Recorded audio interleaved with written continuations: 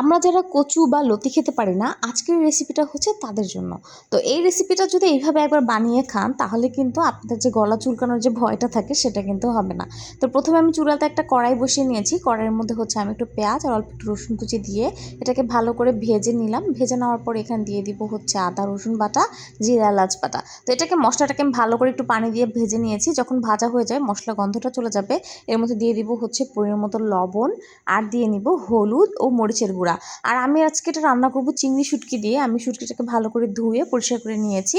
এটা যখন ভাজা ভাজা হয়ে যাবে, 2-1 মিনিট তেলের সাথে ভেজে নিব। এরপর দিয়ে দিব হচ্ছে গিয়ে লতি। তো লতি দেওয়ার পর আমি কিন্তু এখানে কোনো প্রকার পানি ইউজ করব না। আমি এটাকে অল্প অল্প করে দম দিয়ে রান্না করব। আর এখানে দিয়ে দিব হচ্ছে আমড়া। তো এখানে ছোট্ট একটা টিপস হচ্ছে গিয়ে, আপনারা যখন কচু বা লতি টাইপ জিনিস রান্না করবেন, এখানে কিন্তু একটু সামান্য টক টাইপের জিনিস দিলে, যেমন লেবু বা তেঁতুল হতে পারে, দিলে কিন্তু গলা চুলকানোর যে ভয়টা থাকে সেটা কিন্তু হবে না। তো রেসিপিটা কেমন হয়েছে অবশ্যই কমেন্টে জানাবেন, আর লাড্ডু কিচেনের পাশে